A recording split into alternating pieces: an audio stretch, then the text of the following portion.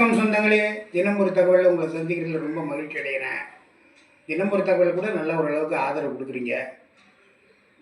இப்போ இன்றைக்கி நான் உங்கள்கிட்ட சொல்ல போகிற விஷயம் வந்து ஒரு சிம்பிள் தான். அது என்னன்னு கேளுங்க. ஒரு ட்ரிப்பு நாங்கள் சென்னையில் கடை வச்சுருந்தோம்ல, ஐயப்பன் தாங்களில் நாங்கள் குடியிருந்தோம். இப்போ யாராவது எங்களை சொந்தக்காரங்க ஒருத்தர், எங்கள் மாமா ஒருத்தர் எங்களை பார்க்க வந்திருந்தார்.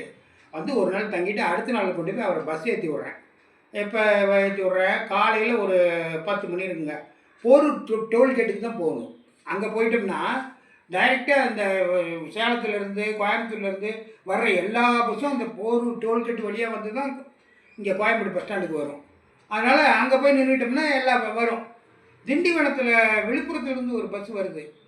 அந்த பஸ் வந்து நின்றுதே எங்கள் மாமாவை ஏற்றி விட்டு அதுலேருந்து ஒரு பெரியவர் இறங்கினப்போ ஒரு 5-6 மூட்டை வச்சுருக்காரு. இவ்வளோ பெரிய மூட்டை 5-6 வச்சுருக்காரு. இன்னொன்று வந்து ஒரு உரப்பையில் வந்து ஒரு 3/4 மூட்டை கட்டி அது வேறு வச்சுருக்காரு. வச்சு நானும் கொஞ்சம் ஹெல்ப் பண்ணி எடுத்து எல்லாம் வச்சேன். எனக்கு அந்த மாதிரி ஹெல்பிங் மைண்ட்லாம் ஜாஸ்தி. இறக்கி வச்சு அவர் இறங்கிட்டார். பஸ்ஸு போய் அவர் எங்கள் மாமா வச்சு விட்டு அவர் போயிட்டார். இவர் போய் ஒவ்வொரு ஆட்டோக்காரர்கிட்டையும் கேட்குறாரு. அவர் எங்கே இருக்காருன்னா ஐயப்பன் தாங்கல் எங்கள் இதுதான் ஐயப்பன் தாங்கல் பஸ் ஸ்டாண்ட் இருக்குது. அந்த பஸ் ஸ்டாண்டுக்கு ஆப்போசிட்டில் ஒரு தெருவு, லிங்கப்பா தெருவுன்னு ஏதோ ஒரு தெருவு. அந்த தெருவில் அவர் இருக்கார். அவர் இருக்கல, அவரோட தம்பி வீடு அங்கே இருக்குது. இவர் திண்டிவனத்தில் விவசாயி, பாமரருங்க, பட்டிக்காட்டுக்காரர் பாவம்.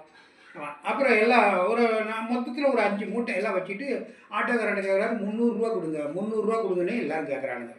அவர் 300 ரூபாயாப்பா, அங்கேருந்து நான் வர்றதுக்கே வந்து 60-70 ரூபா தான்ப்பா ஆச்சு, 300 ரூபா கேட்குறியப்பான்னு அவ்வளோ காசு அவங்ககிட்ட இல்லை அப்படின்னு நின்றுக்கிட்டே இருக்கார்.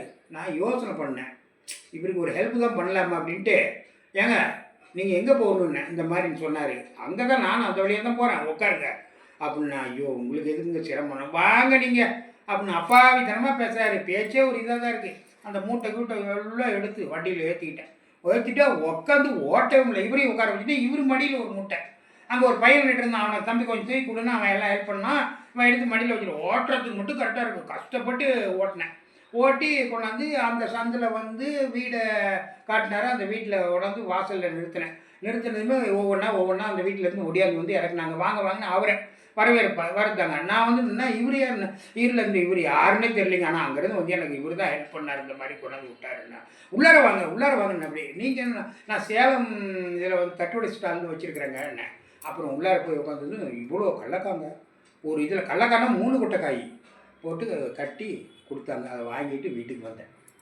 இதை உங்கள்கிட்ட பகிர்ந்துக்கணுன்னு தான் இது பண்ணுறேன். பாய். நாளைக்கு இன்னொரு